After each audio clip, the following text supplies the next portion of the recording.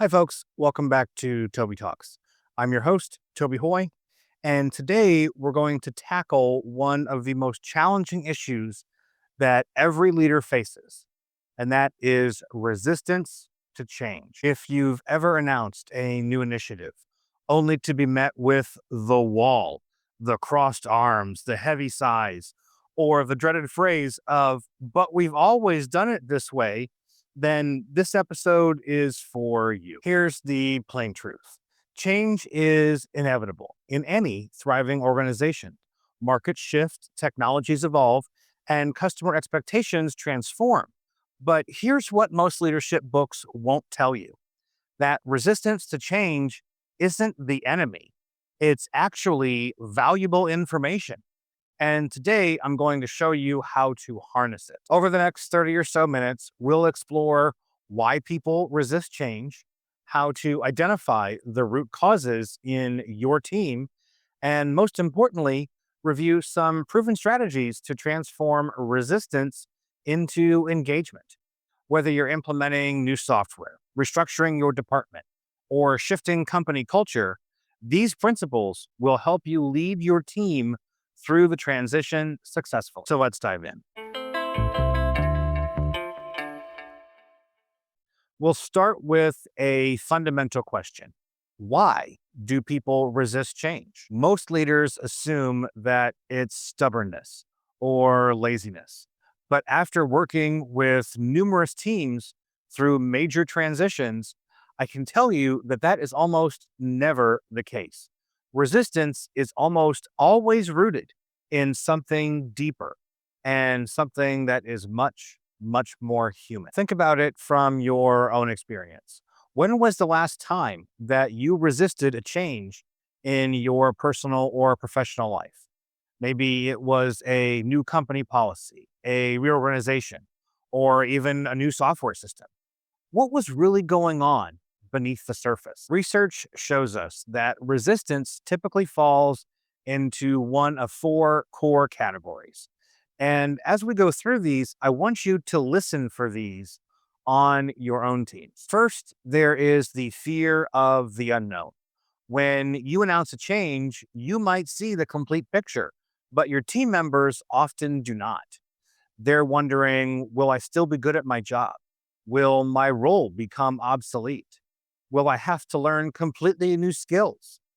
This one right there is particularly acute among your top performers, the people who have absolutely mastered the current process or current system and built their identity around being excellent at it. The second category is loss of control.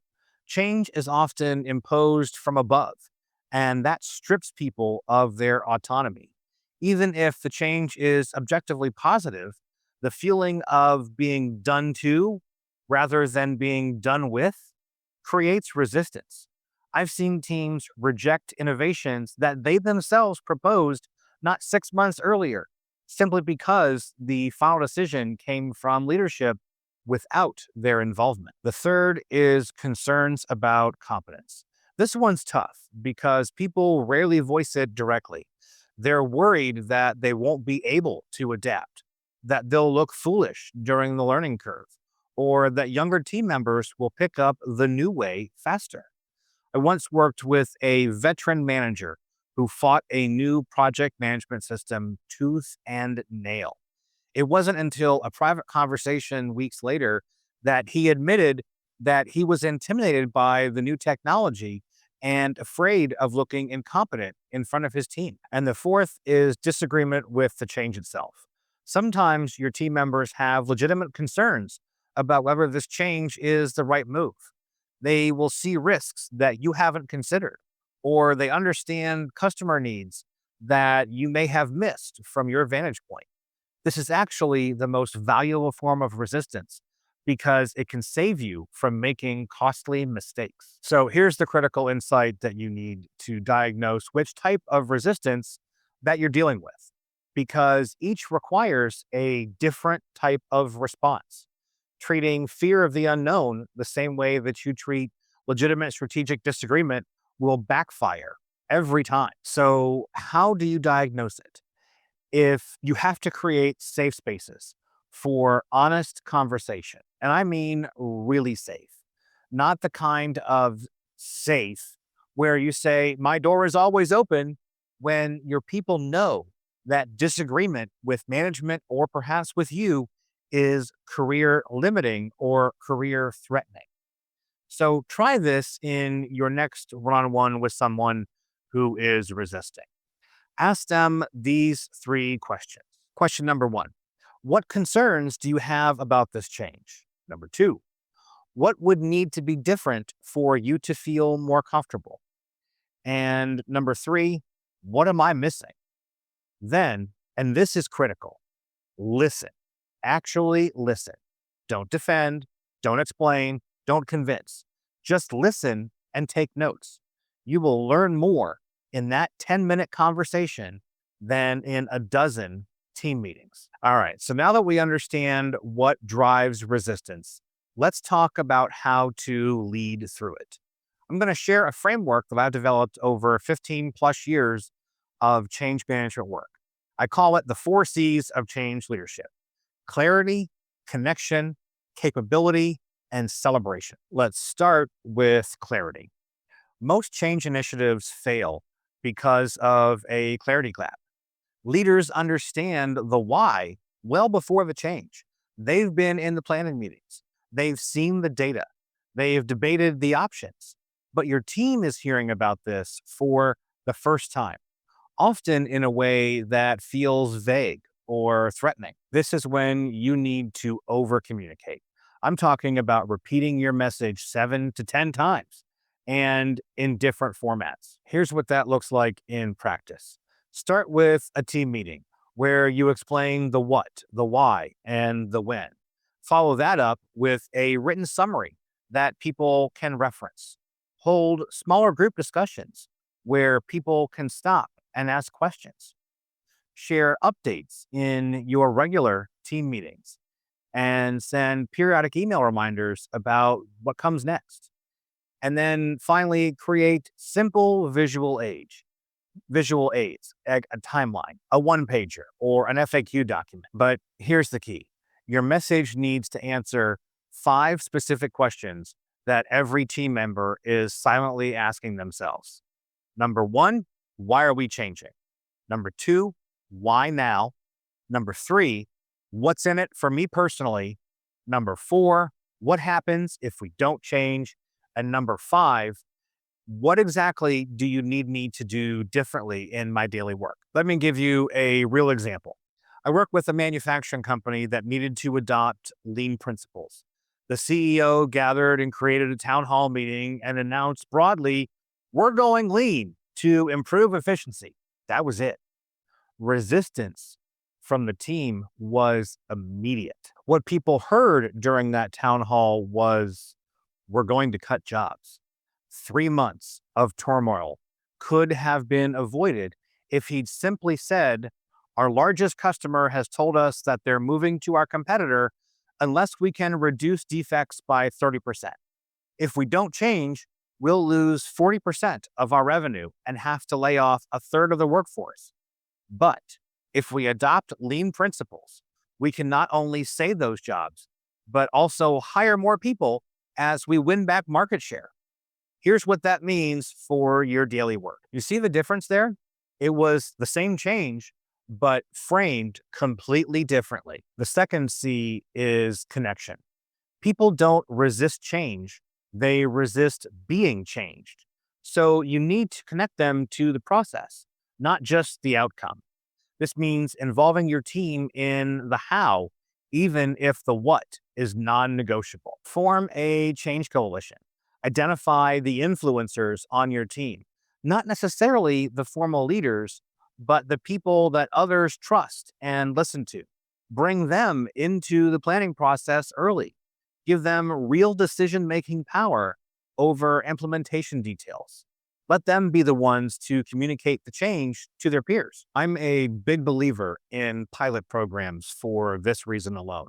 Instead of rolling out a change to your entire team at once, create a small pilot group. Let them test it, break it, and then suggest improvements. then those team members become your ambassadors. When other employees hear, I was skeptical too, but here's what we learned, that right there is infinitely more powerful than anything you as the leader could ever say. Here's a practical tool. Create a change feedback loop. This could be a simple shared document where team members can post questions, concerns, or suggestions. Commit to responding to every input within 48 hours. And when someone makes a good suggestion, implement it and then publicly credit them. You will be amazed at how quickly resistance transforms into ownership. The third C is capability. You could have perfect clarity and deep connection, but if your team doesn't feel capable of executing the change, you'll still face resistance. This is where training and support become absolutely critical. But I'm not talking about a one time training session. That's where most organizations go wrong.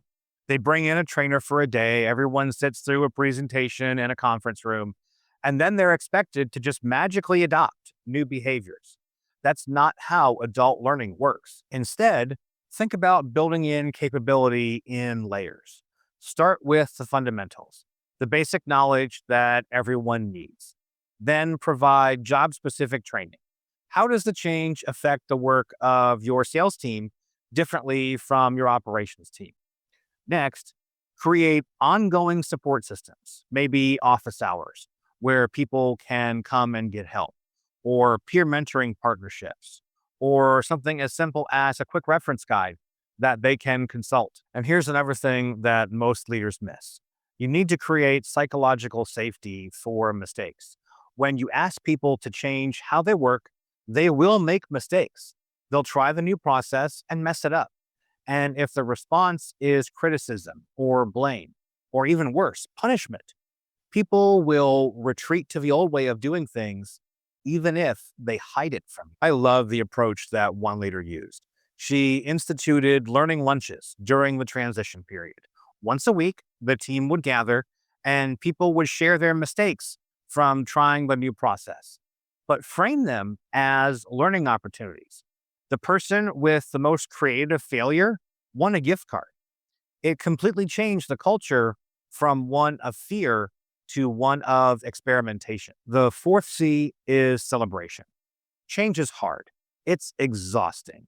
And if all your team experiences is the difficulty without any acknowledgement of progress, they will simply burn out. You need to mark milestones. This doesn't mean throwing a pizza party every time someone fills out a form correctly, but it does mean intentionally recognizing progress, both big and small. Create a visible progress tracker. Maybe it's a chart in your team area showing adoption rates, or a timeline with checkpoints. When you hit 25% adoption, acknowledge it. When the first team member completes the transition, celebrate them as trailblazers. When somebody who was initially resistant becomes a champion of the change, tell their story publicly. And here is a powerful but underused technique. Celebrate the endings, not just the beginnings. When you're changing processes, you're asking people to let go of something.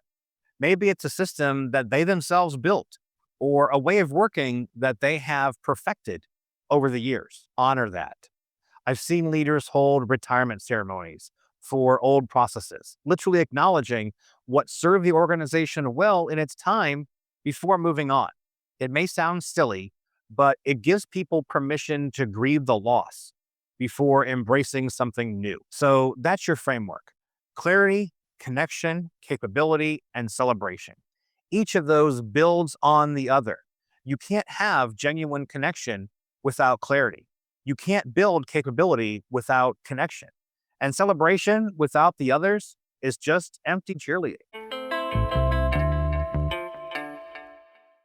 So let's get practical, because even with a great framework, you're going to encounter some challenging scenarios. Let me walk you through the four most common ones and exactly how to handle them. Scenario number one is the high performer who becomes a vocal resistor. This one is absolutely gut wrenching. You have someone who is excellent at their current role, who the team respects, and who's now actively undermining the change. They're making sarcastic comments in meetings or actively encouraging others to work around the new process, maybe even threatening to leave. First things first, don't ignore it. I've seen leaders avoid this conversation because they're afraid of losing the person. But here's what happens: their resistance gives everyone else permission to resist. The change stalls, and you lose credibility as a leader. Instead, have a direct and private conversation quickly. You can use this script. I've noticed you have concerns about the new process. You're one of our top performers, and your perspective matters. I want to understand what's really driving your resistance. Can we talk about what's going on? And then listen. Really listen. Often, high performers are worried that they'll lose their edge. They've mastered the current system and are afraid of appearing incompetent during the learning curve. So here's your move: acknowledge their expertise and then give them a leadership role in the change. Something like, look, I understand this feels threatening to your mastery, but I need your expertise to make this change and this transition successful.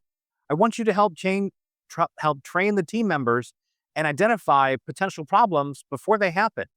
Will you do that for me? You've reframed them from being a resistor to a contributor. 9 times out of 10, this works. And if it doesn't, if they still continue to actively sabotage the change after you've involved them, then you have a performance issue that needs to be formally addressed. Scenario number 2, the silent majority who passively resist. This one is insidious. In meetings, people nod and smile, but back at their desks, they're still doing things the old way. You don't have an open rebellion. You have quiet non-compliance. The mistake leaders often make here is assuming that silence means engagement. It doesn't. It usually means that people are confused, scared, or waiting to see if this change is real or just the next flavor of the month. Your solution here is to make compliance both visible and inevitable. This means changing your systems and processes to make the old way harder than the new way. If you're implementing new software, turn off the old system by a clear date. If you're changing an approval process, actually enforce it. Send back anything that doesn't follow the new procedure, but combine that enforcement with heavy support. Embed champions on each team who can answer folks' questions in real time. Create templates and checklists that make the new way easy, and provide regular updates on adoption. Things like, this week, 60% of our expense reports use the new system. And here are the common mistakes that we're seeing and how to avoid them. Scenario number 3 are the legitimate concerns that you initially dismissed. Here's a humbling truth: sometimes the resistors are right. I've been in situations where I pushed a change hard and treated resistance as an obstacle to drive through.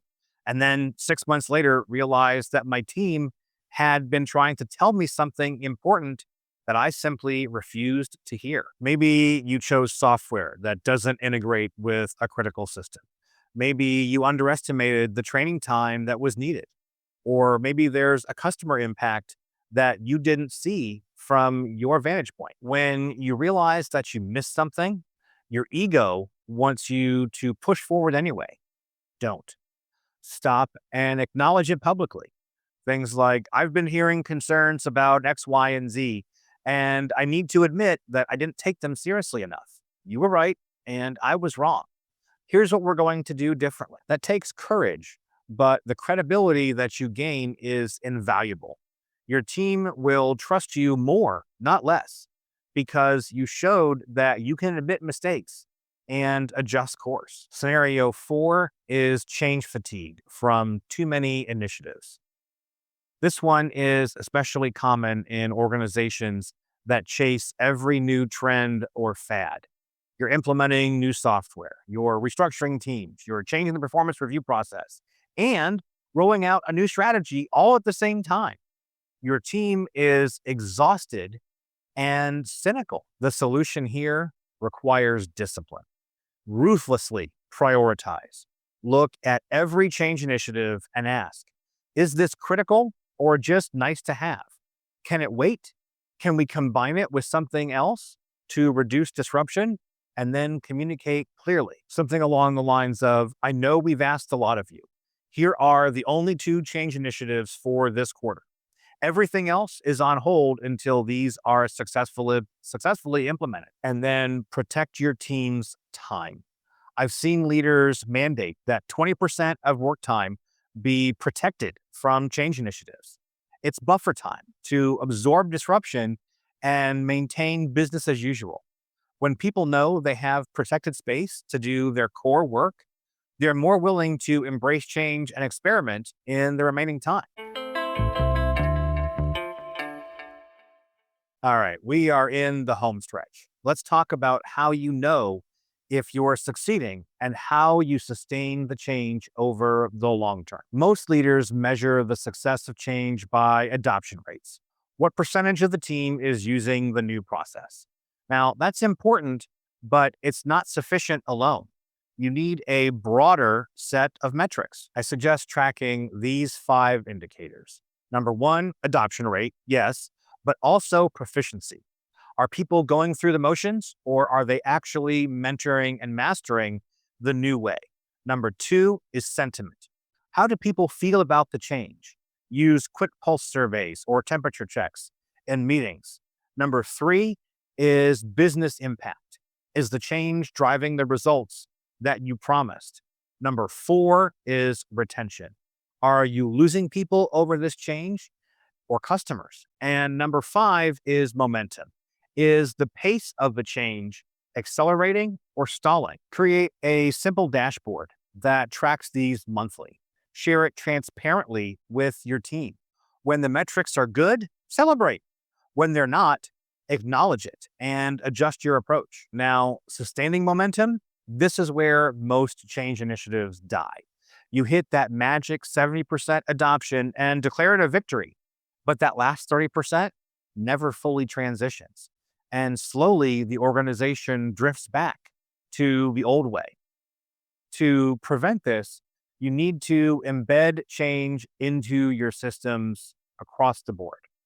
Update job descriptions to reflect new responsibilities.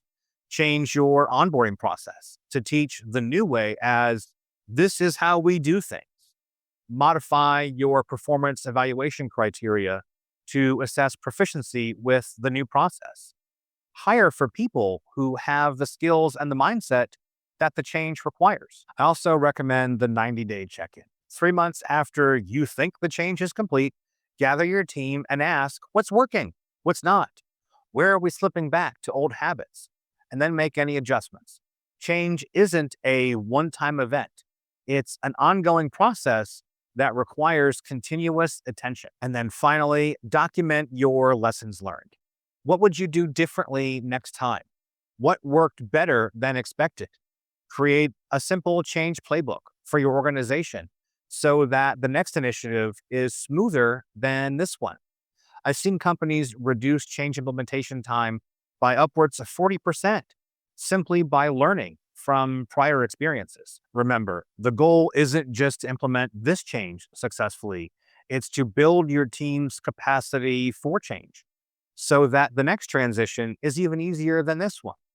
Every change you lead is practice for the next one.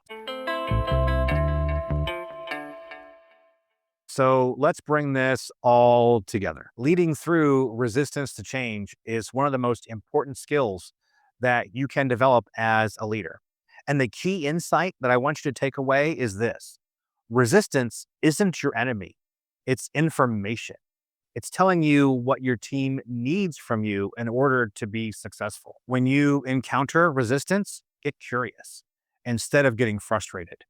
Diagnose the root cause. Is it fear, loss of control, concerns about competence, or those legitimate strategic disagreements? Each requires a different response. Then apply the 4 Cs. Clarity about what's changing and why. Connection that involves your team in the how. capability building through training and support, and finally, celebration of progress along the way. When you face difficult scenarios, the vocal resistor, the silent majority, or the legitimate concerns that you missed, or the change fatigue, you now have specific strategies to address each one of those. And remember to measure what matters, not just adoption rates, but sentiment, proficiency, impact, retention, and momentum. Then embed the change into your systems so that it sticks. Here's your action step for this week. Identify one change initiative that you're currently leading or about to launch. Write down the 4 types of resistance that you might encounter. Then plan your response for each using the 4 C's framework. You'll be amazed at how much more smoothly the change unfolds when you are prepared. Change is hard, but with the right approach, you can transform resistance into engagement, skeptics into champions, and obstacles into opportunities for your team to grow stronger together. Thanks for listening to Toby Talks. If this episode was valuable to you, share it with another leader who's navigating change. And I'd love to hear your change leadership stories. Send me an email or connect with me on LinkedIn. Until next time, lead with courage and compassion.